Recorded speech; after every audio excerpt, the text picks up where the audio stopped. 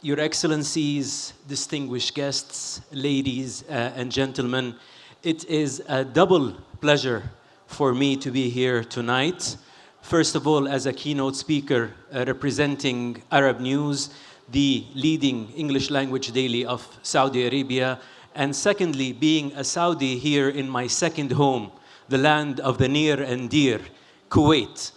Kuwait represents more than just a neighboring country for us in Saudi Arabia. And if you allow me for a moment before I go to my scripted speech to speak from the heart, what we've just seen is an example of how resilient this country is. Many people forget that in the 90s, this country went through a devastating war, yet it stood up, continued, and it is where it is today. And we are so proud to see the reforms that are currently happening under this new government, and continue to see Kuwait, as it always was, a beacon of culture, a beacon of literature, a beacon of journalism, a beacon of theater, a beacon of performance arts, just like we've seen, although it was a little bit too long, but I think it was great and a symbol of how rich the culture is in this country.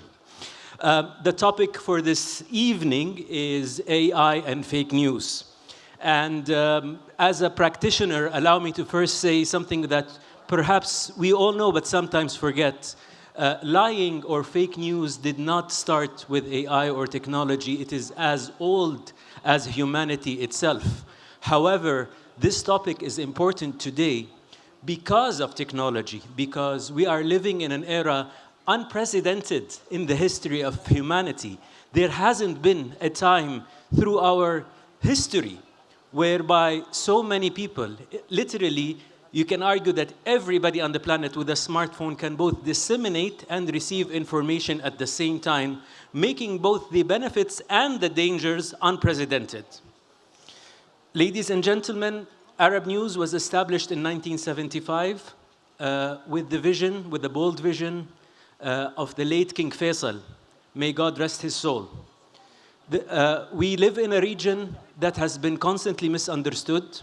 The circumstances, much like what we see today, have been plagued by a number of fake news, particularly about my country, Saudi Arabia. However, being the visionary that our late king was, he decided to light a candle, not curse the darkness. And it was under his direction that the Hafiz brothers, the founders of the Saudi Research and Media Group, the owning group of our company, decided to launch a newspaper called Arab News to be the voice of Saudi Arabia and indeed the region in English. Last year, in 2025, it was the 50th anniversary of our newspaper. And I would like to mention a distinguished guest here with us tonight, the Dean of Ambassadors in Saudi Arabia, Ambassador of Djibouti, Diya ad-Din Ba-Makhraba, who cordially invited us to be honored at a gala dinner in the diplomatic quarter in Saudi Arabia in the presence of His Royal Highness Prince Turki Al Faisal, son of our former king. In that gala dinner, using AI, we announced the vision that since King Faisal, the late King Faisal, wanted a voice for Saudi Arabia in English 50 years ago, on its 50th anniversary, Arab News became the first newspaper in the world to reach 80% of the world's population in 50 languages using AI. By that, we ensure that credible, fact-checked, and reliable information is available to the vast majority in 50 languages around the world. However, no matter what we do, we have to call a spade a spade. We will remain a drop in the ocean. Ladies and gentlemen, the World Economic Forum ranks misinformation and disinformation as the #2 risk over the next 2 years and among the top 5 over the next 10 years. This is according to the World Economic Forum Global Risks Report of 2026. Globally, trust in news sits at an all-time low at 40% across surveyed markets. More than half of the world respondents are worried about what is real and what is fake and cannot tell the difference.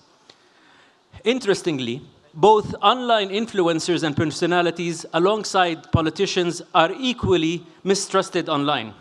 And a significant portion of respondents think that artificial intelligence will make news less transparent and less accurate and less trustworthy. This is according to the Reuters Institute of Digital News report in 2025. The number of reported artificial intelligence-related incidents have risen to an all-time record of a 56.4% increase over 2020 compared to 2023. In 2024, numerous examples of AI-related election misinformation emerged in more than a dozen countries and across 10 social media platforms, including the US presidential election.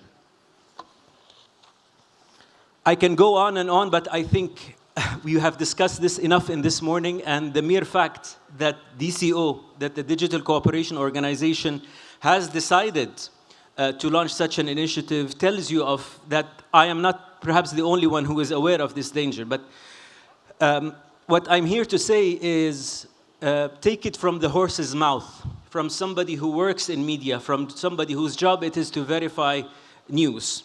For years, we stood at different sides of the fence, be it in government, be it in technology, and be it in media.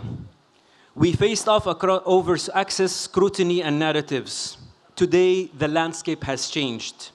We are all confronting a common enemy, large-scale information manipulation, and it impacts each and every one of us. This isn't about left versus right, conservative versus labor, Republican versus Democrat, state versus press anymore. It is about truth versus systems designed to make the truth an option, which should never be an option. If this common enemy is synthetic reality at scale, then our common defense is shared standards, shared signals of trust, and shared accountability. We've already crossed the line from fake posts to synthetic voices discouraging people from voting. Earlier, fake news was being used to mislead, but now it is being weaponized. Then again, I would like to also thank Her Excellency Dima Al-Yahya, the Secretary General of DCO, His Excellency Omar Al-Omar, our host for this evening, for this vision, and for inviting us to be part of this initiative. And I'm very proud that Arab News, coming from Saudi Arabia, is the first newspaper to join this alliance. Thank you, Dima. And we will certainly be doing our best to help bring subject matter experts so that they can be at your disposal, at the member countries' disposal. I invite all my colleagues in media organizations in member states to follow suit. Thank you very, very much.